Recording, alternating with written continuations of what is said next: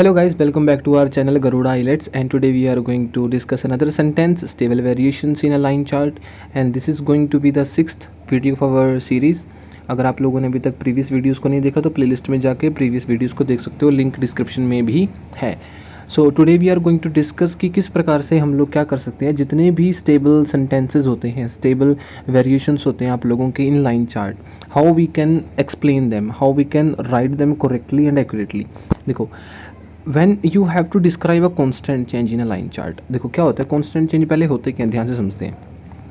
For example, we have a line chart and in a line chart there are so many variations। कुछ trends होते हैं जहाँ पर आप लोगों को क्या होएगा, कुछ ज़्यादा एक्स्ट्रा मूवमेंट देखने को नहीं मिलता वहाँ पे। या तो क्या होएगा, लाइन बिल्कुल स्ट्रेट होती है, अगर चेंजेस होते भी हैं तो बिल्कुल मामूली से चेंजेस होते हैं, बहुत थोड़े थोड़े चेंजेस होते हैं। सो वो जो लिटिल चेंजेस हैं, थोड़े चेंजेस हैं, स्टेबल चेंजेस हैं, उनको मेंशन करने के लिए एक स्पेसिफिक सेंटेंस स्ट्रक्चर्स हैं, 3-4 कुछ अलग अलग टाइप की हैं, उनको आप मेंशन कर सकते हो whenever you have to write in a line chart. देखो, जैसे कि पहला हमारे पास है रिमेन्ड स्टेबल या रिमेन्ड बिलो, ये हम देखेंगे। स्टूड एट का मतलब है वो कहाँ पर जाके खड़ा हुआ।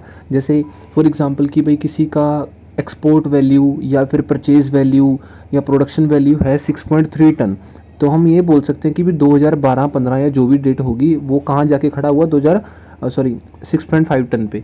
ये सेंटेंस हमें देखेंगे आगे। स्टेबिलिटी एक सेंटेंस देखेंगे, कांस्टेंट ट्रेंड देखेंगे, प्लस इसमें पेसिव वॉइस देखेंगे कि पेसिव वॉइस के साथ कैसे मेंशन करना है। देखो, मैंने आप लोगों को स्टार्टिंग में ही बताया था कि हम जो कुछ भी ये कर रहे हैं, जो कुछ भी हम ये एक्स्ट्रा सेंटेंसेस ऐड कर रहे हैं यहाँ पर कि ठीक है अभी आप लोगों को एक सेंटेंस ये है, दूसरा ये है, तीसरा ये, ऐसा क्यों कर रहे हैं? बिकॉज एक अलग से ग्रामेटिकल रेंज एंड एक्यूरेसी नाम का पॉइंट होता है, फोर्थ जो पिलर होता है जिससे आपको बैंड स्कोर मिलते हैं, हम सिर्फ उसको फुलफिल करने की कोशिश कर रहे हैं। मीनवाइल अपनी प्रेजेंटेशन भी अच्छी हो जाएगी। ठीक है, तो हम स्टार्टिंग से स्टार्ट करते हैं। सबसे पहला देखते हैं कौन सा हो सकता है। देखो, मैंने आपको बताया था कि किस किस प्रकार के सेंटेंसेस का मतलब होता है कि there is a stable variation, और किस किस प्रकार के सेंटेंसेस का मतलब होता है कि there is a constant changes. That means there are no changes at all where we can say there is a major one, there is a big change, there is a extensive change. Those are very minimal, literally very minimal. So for these minimal changes, look at this arrow points, these are the minimal changes, okay, where there is a no changes at all and sometimes there is a little changes. These are the changes, little or minimal. For those, sentences can be like, the emission of a nitrogen oxide from buses remained stable at या around 5 g या 5 kilometre, जो भी यहाँ पे लिख रखा है, sorry g पर किलोमीटर लिख रखा है, ये रहा g पर किलोमीटर। इन लोगों ने क्या बोला है कि जो एमिशन है ना नाइट्रोजन का एमिशन है, ये पूरा नाइट्रोजन ऑक्सीजन का नाइट्रोजन एमिशन का चार्ट है। जो ये नाइट्रोजन ऑक्साइड का एमिशन है का मतलब हो गया कि एमिट हुआ है, जो प्रोड्यूस है वो रिमेन्ड स्टेबल। स्टेबल मतलब रहा है, किसके आसपास रहा है भाई, 5 के आसपास रहा है। ये 5 हो गया ना, 5 के आसपास रहा है, तो इसके लिए हम लोगों ने क्या करा, एक सेंटेंस देख लिया। इसी से रिलेटेड एक सेंटेंस और हो सकता है, ध्यान से देखो। The emission of oxide from a buses remained below 5 g पर किलोमीटर। रिमेन्ड बिलो का मतलब समझते हो कि ये उसके नीचे ही रहा, उससे ऊपर उठा ही नहीं। 5 से ऊपर उठा एक बार भी नहीं, स्टार्टिंग में उठा, इतना कोई ध्यान देता नहीं एग्जामिनर, उसको सिर्फ एक मोटा मोटा सा आइडिया चाहिए होता है कि अपने टास्क 1 की अप्रोच के साथ किस प्रकार से अप्रोच करा एंड क्या क्या कंटेंट और क्या क्या सेंटेंस स्ट्रक्चर आप लोगों ने यूज़ करे। He will only look at that. ठीक है, उसने कोई ज़्यादा PhD करने की कोशिश नहीं करनी उसने आपकी जो भी ग्राफ ग्रुप है उसमें से। सो सिंपल है, ये आप सेंटेंस यूज़ करना सिर्फ उन चार्ट्स के लिए, सिर्फ उन वैल्यूज़ के लिए जहाँ पर लोअर वैल्यूज़ हो, जहाँ पर क्या है लाइन चार्ट में सबसे नीचे का पॉइंट हो। फॉर एग्जांपल यहाँ पे किसके लिए मेंशन है, ये बसेस के लिए मेंशन है मेरे ख्याल से, या फिर ये लोरीज के लिए मेंशन है, आई डोंट नो। लोरीज के लिए मेंशन है, सॉरी फॉर दैट। आप यहाँ पे लोरीज मेंशन कर सकते हो। ये किससे नीचे रहा, 5 से नीचे रहा। Hope you can understand it. इसके बहुत सारे एग्जांपल आगे भी देखेंगे, but don't worry about it. जैसे एक ये हो गया, ये क्या बोलता है, the emission of a nitrogen oxide from a lorries stood at 10 kg/km। ये देखो, मैंने थोड़ा ना ऊपर नीचे कर दिया, बसेस का लोरीज का बसेस, कोई बात नहीं, अपन तो सिर्फ ग्रामेटिकल सेंटेंस ही देखना ना किस प्रकार का है। ध्यान से देखो, द एमिशन है नाइट्रोजन ऑक्साइड का, वो कितना रहा भाई, वो लगभग 10 kg रहा। तो हमने क्या लिख दिया, the emission of nitrogen oxide from a lorries stood at 10 kg/km। Simple, g पर km, ग्राम के बारे में बात है, वो सिंपल है। इनका बस अपन ने रट्टा मारना है, जो कुछ भी आप लोगों को लगता है कि ठीक है भाई, हाँ यहाँ यहाँ यूज़ हो सकता है, वहाँ इसको सिंपल एज दैट वैसे ही यूज़ करो जैसे ये लिखा गया है। Seriously guys, we are going to do lots of this kind of sentences. आगे चलते हैं। नेक्स्ट देखो, नेक्स्ट हमारे पास आता है जब बर्थ रेट रिमेन्ड स्टेबल। यहाँ पर हमने क्या करा था, स्टार्टिंग में हमने करा था कि हम एक तो चेंजेस देखेंगे कि जहाँ पर स्टेबिलिटी की बात होगी, remained stable something like that.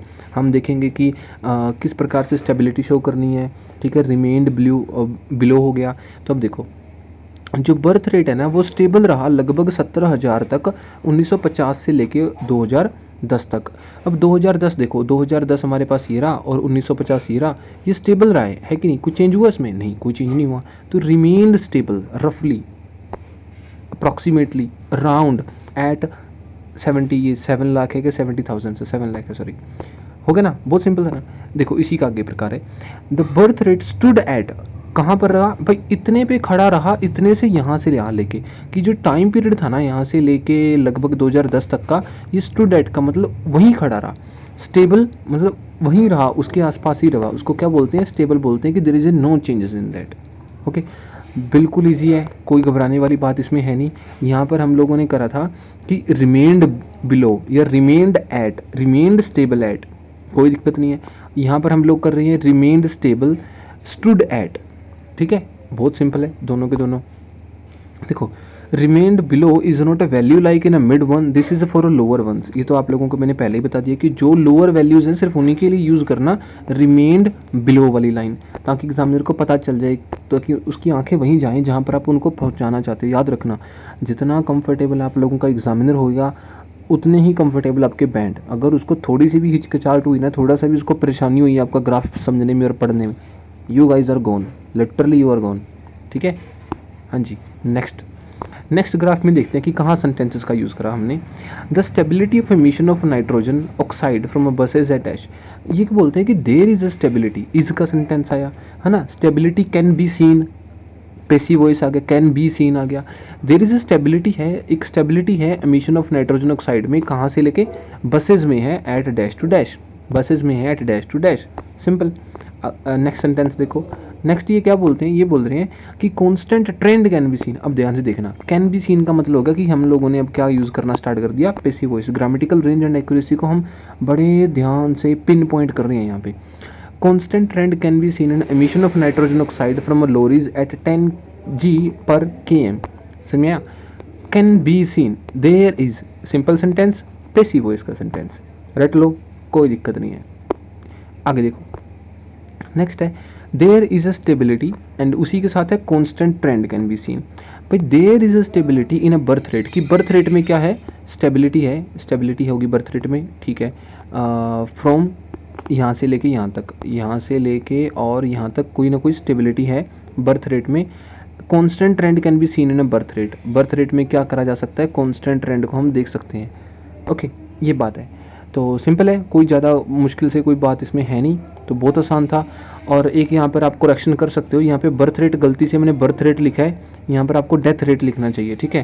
हो जाती है यार ह्यूमन से ना, गलतियों के पुतले हैं भाई, करते रहते हैं, सॉरी फॉर दैट, इनको थोड़ा करेक्ट कर लेना।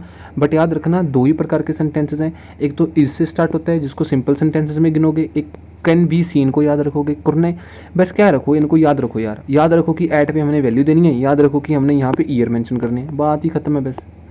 बस समझना है, समझने से याद जल्दी हो जाता है थोड़ा, बस बात इतनी है। आगे देखो हमने क्या करा था, मैंने आप लोगों को बताया था एक वीडियो में कि एडजेक्टिव और एडवर्ब्स में कुछ फ़र्क होता है, और कुछ ऐसी चीज़ें होती हैं जो हम बार, टेबल और पाई में यूज़ नहीं कर सकते।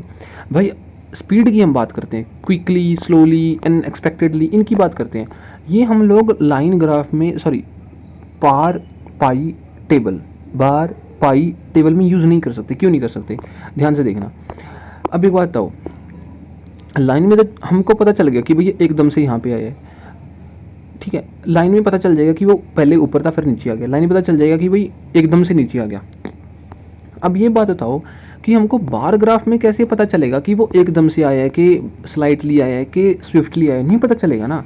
स्पीड हम लोग बार, पाई और टेबल में नहीं यूज़ कर सकते। अगर मान के चलते हैं कि आज मैंने 5 रुपये कमाए और मैंने कल को मैंने 2 रुपये कमाए, तो उसमें वो स्विफ्ट जो चेंज है वो एकदम से हुआ या स्विफ्ट था या स्लो था, मेरे को नहीं पता। तो बार ग्राफ में हम लोग ऐसे शब्दों का यूज़ नहीं कर सकते जिनसे आपको ये पता चले कि वहाँ पर स्पीड शो हो रही है। स्पीड का हम कभी शो नहीं कर सकते। हाँ, हम लोग डिग्री जरूर कर सकते हैं इस्तेमाल। डिग्री का आपको पहले प्रीवियस वीडियोस में जाओ, हमने वहाँ पे ध्यान से देखा है कि स्पीड और डिग्री ऑफ चेंज में क्या फ़र्क है। ठीक है, वहाँ पर आप जाके उनको चेकआउट कर सकते हो। समझ में आया? क्यों? इसका आंसर देखो यहाँ पर भी है, because we do not know at what speed the change happened while we can mention about the difference of the change.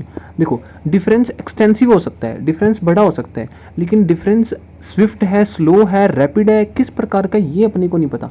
But difference extensive हो सकता है, कैसे हुआ अपने को नहीं पता। समझ में आया? मान के चलते हैं कि एक देखो, ध्यान से देखो, अगर मान के चलते हैं कि यहाँ पर एक नदी है, यहाँ पर एक नदी है, उनका जो बीच का गैप है बड़ा हो सकता है।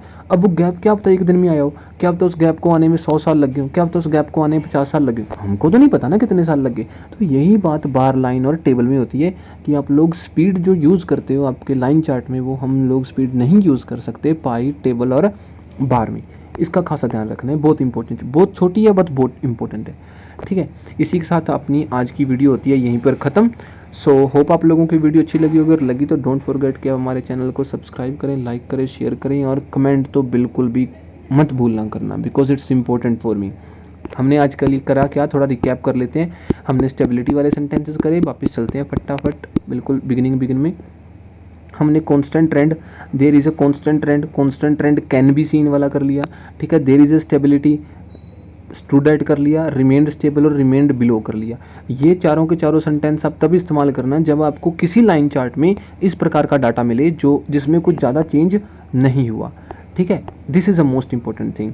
सो इसी के साथ होप आपको ये वीडियो अच्छी लगी होगी। अगर लगी तो डोंट फॉरगेट कि आप हमारे चैनल को सब्सक्राइब करें, लाइक करें, शेयर करें। ये तो मैंने बात पहले बोल दी, बट ये बहुत इंपॉर्टेंट है ना मेरे को इससे पता क्या मिलता है, मेरे को इससे मोटिवेशन मिलता है कि आप लोग अगर ऐसा करते हो तो फिर ऐसा होता है कि हाँ यार, कुछ और कंटेंट बनाया जाए, कुछ और सीरीज स्टार्ट करी जाए। So that is very important for me. So मिलते हैं नेक्स्ट वीडियो में, तब तक के लिए जय हिंद, जय भारत।